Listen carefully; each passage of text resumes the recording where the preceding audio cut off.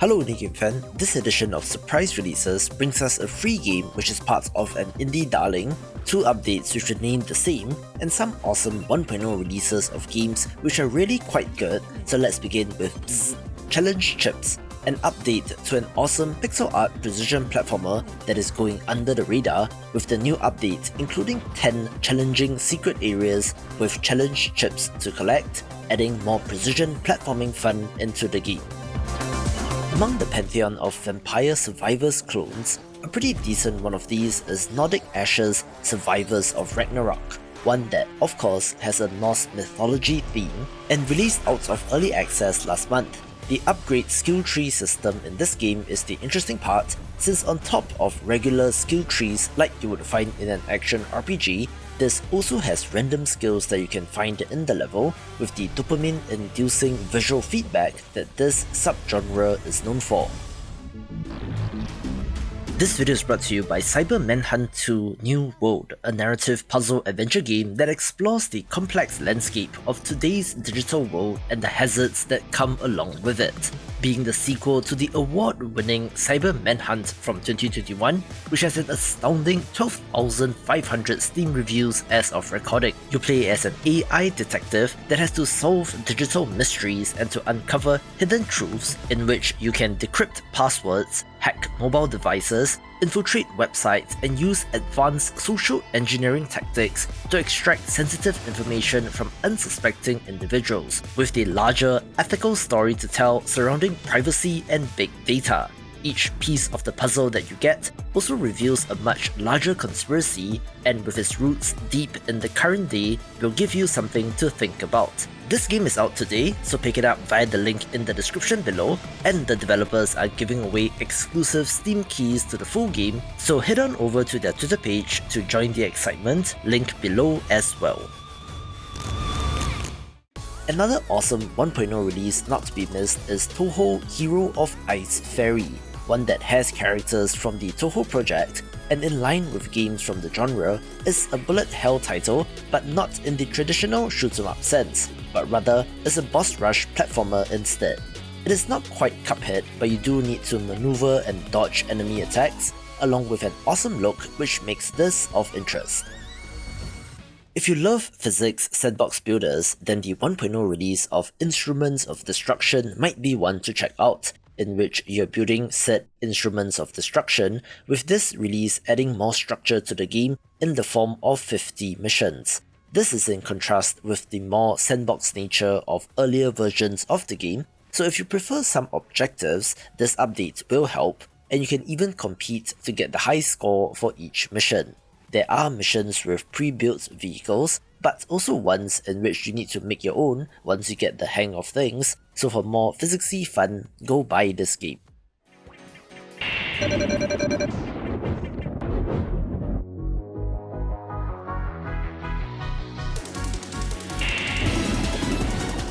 Surprise? Here's a very strange release in Rainbow Cotton, a re-release of a game from the year 2000 that released on the Dreamcast but HD-fied, in which this is an on-rails shooter with a magic witch theme, being the 5th entry in the Cotton franchise and might just push those nostalgia buttons.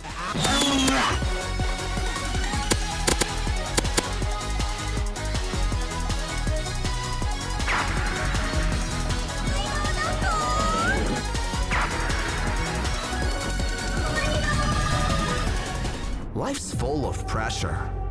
You want ease. I want to offer you all a chance to make it happen. The Breaking Show, a trending, live-streamed reality competition. 8 contestants, 1 goal, to climb to the top and claim the big prize. This city needs you. A sick-looking action roguelite not to be missed is Meta Ghost The Breaking Show, a Hades-style action roguelite but with more of an anime aesthetic in characters set against the backdrop of a reality TV show. You're fighting against all sorts of robots and machines, but have cybernetic enhancements yourself, with the variety of playable characters and the action being the highlight, with more to come in early access.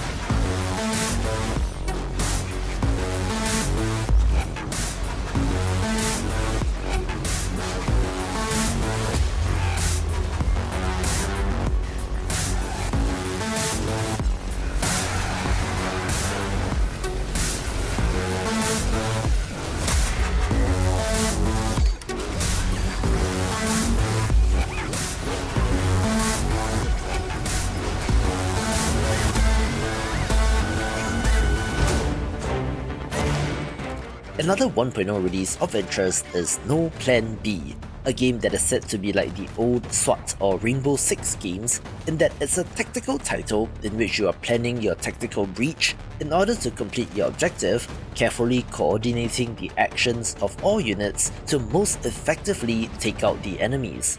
There is a timeline feature so that you can synchronize the actions, but once you hit play, watch the action unfold with the cinematic replay of your greatest tactical strategies or the sheer absurdity of the failure of your plan being the highlight of the game.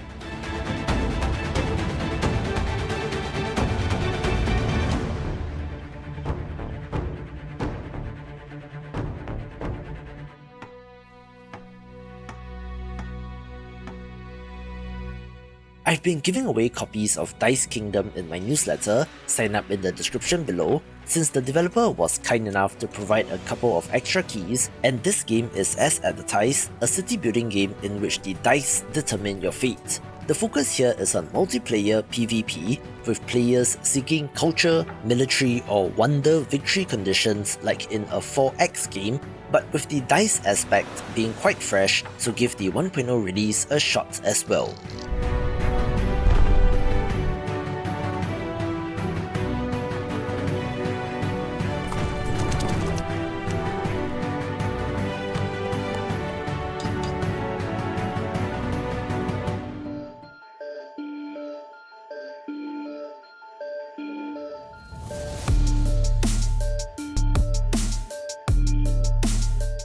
I was kind of surprised to see Sketchy's contract show up on the list of games which sold okay in April, since this is pretty much a Lethal Company-like, in which you have a set amount of time to meet the scrap target for your mission, but seems to be playing it a lot more straight than its inspiration.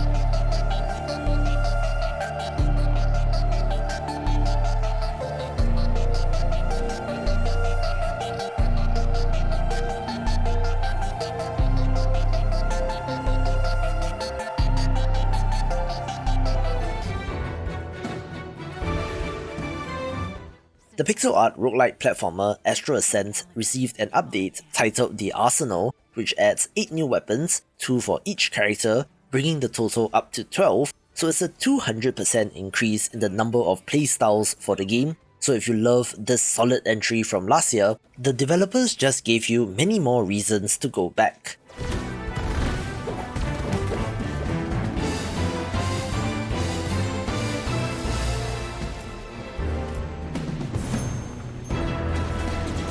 Master dies today.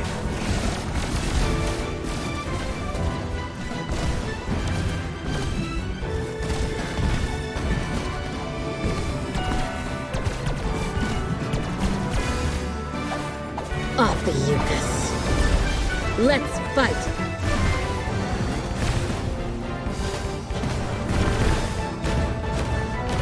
Hilariously, the roguelite first-person shooter Roboquest also got an update titled The Arsenal, which adds 9 new weapons, so I'll leave you to the developer, but this has quickly become one of the most popular entries in this subgenre. 9 new ones to be exact, and whether you want to have your own robo army, be a stealthy sneaky robo ninja, or use a slingshot that clearly ricochets and explodes, the Arsenal update expands your robo arsenal more than ever before and brings some of the wackiest weapons to Roboquest to date. And we've got new NPCs to spice up both new and existing weapons. Meet Willy Wonder, a new wormy friend who is hungry for power cells, but in exchange will upgrade the rarity of your weapons. Not only that, Willy Wonder offers perfumes which add an additional affix to your weapons. And Burger Bill is a new robo friend that joins the club. If you can find him out and about, he'll open up the training range for you at the base camp. Now would be a good time to introduce you to the training range. Here you can spawn any weapon that you have the museum card of and add affixes to it, re-roll them, practice on the target dummies, and even do a little mini game. Whether you're getting acquainted with the arsenal of Roboquest or waiting for your Brobot to join and need something to do, the training range provides a nice little facility to get your Robo going. And circling back to Willy Wonder, I know your burning question is, can you upgrade a weapon to Fantastic Rarity? And if you haven't asked that question, why not? Because the answer is yes! Now when you revisit corrupted levels after you've claimed the crystals there, you'll find crystal powder. You can use these crystal powders at Willy Wonder to upgrade a purple weapon to a fantastic. And speaking of things that are fantastic, summons. All of your minions, even those from weapons, upgrades, perks, and items, will fall under the summons category now. This means any upgrade or various effect you get for your minions applies to all your summons. So please, be our guest and spawn that Robo army you've always dreamed for. Along with our usual healthy dose of quality of life updates and much more, there's a lot to explore in the Roboquest Arsenal update out now.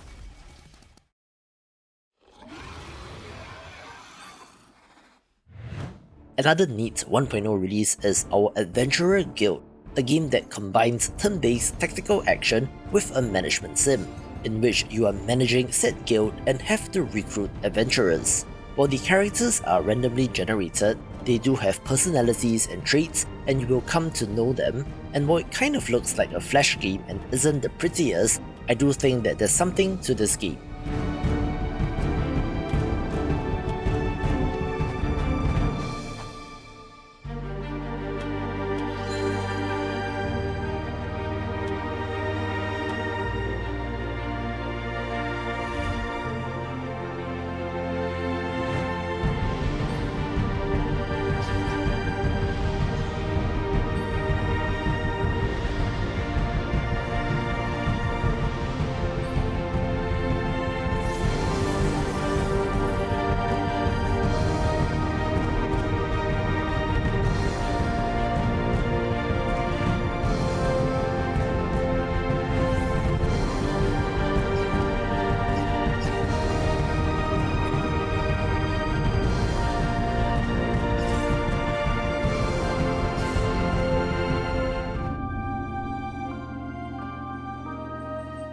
Here's an interesting game named Fatermyth, a turn-based RPG with deck-building elements and a Chinese mythology theme, in which the translation seems to be okay and is not really a roguelite, with an interesting combat system in which the dice that you roll then becomes the resource that you need to activate the cards.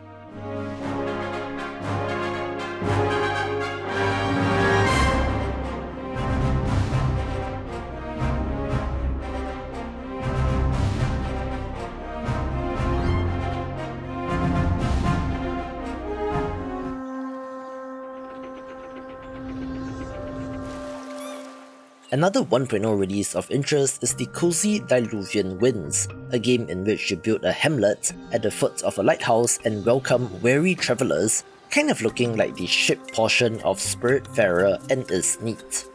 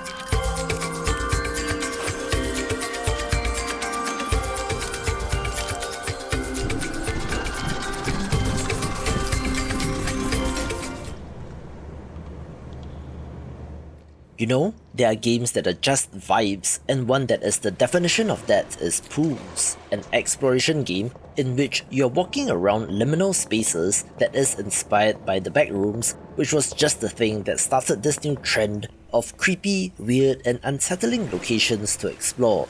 Just watching this trailer gives me the heebie-jeebies, but the developer explicitly states that there are no monsters or jump scares in this game, literally being described as a walking simulator, so get this for a creepy, weird thing.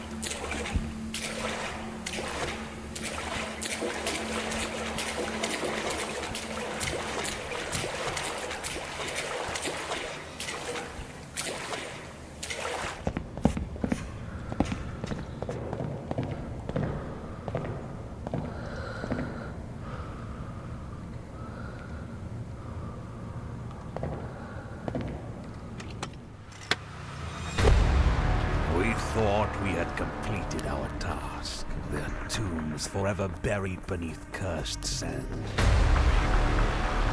But something has disturbed their slumber, and now that they have awoken, they will seek vengeance.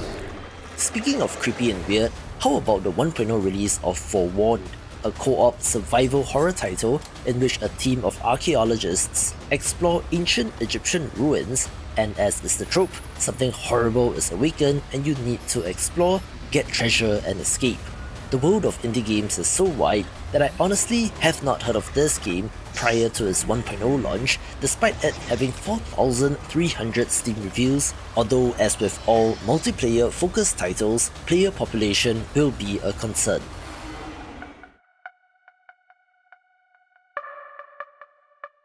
We also have the Steam release of Lisa the First, an expansion of the lore of Lisa the Painful, a cult classic turn-based RPG, but critically, this is a free title that is more horror-adventure game like Yume Nikki rather than a turn-based RPG.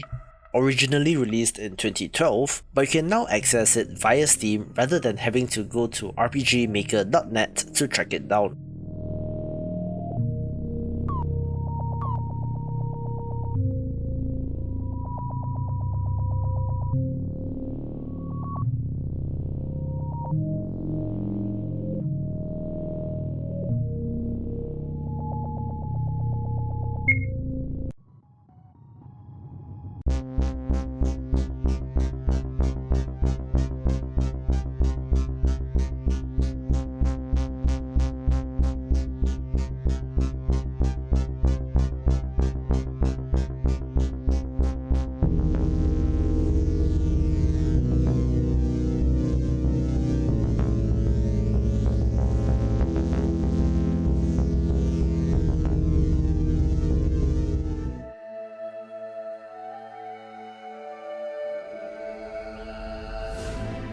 One of the bigger surprise releases was that of Leysara Summit Kingdom, which was during the III Initiative Showcase, a city builder title with the gimmick being that it is set in the high altitudes on a mountain, which means hazards like avalanches to consider.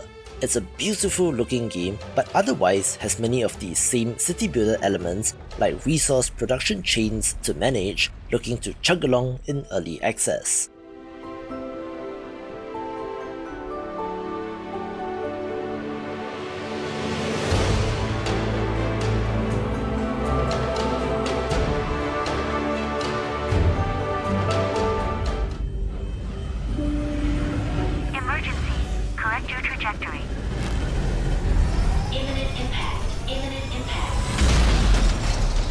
One of the biggest releases of the year is the 1.0 release of The Planet Crafter, a title that has done tremendously well to the tune of millions of copies sold, being a survival crafting game in which you are terraforming an inhospitable planet.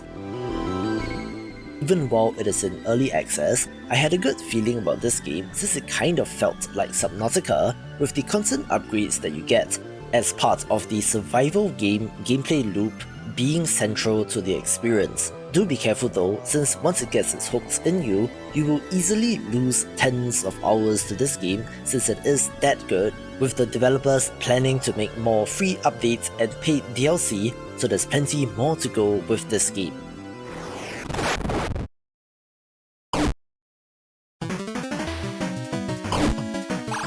Surprise! I have in this spot not the most successful game of the month, but rather a title that I think just looks awesome in Astral, an action-adventure title that mixes bullet hell and shoot-'em-up elements together, not only in ship combat but also on foot. Indie developers are awesome since they give us throwback experiences like this, and they've absolutely nailed the visuals in this one, so if you love games like this, then you are my people and are in the right place. Watch this video for more action-adventure games.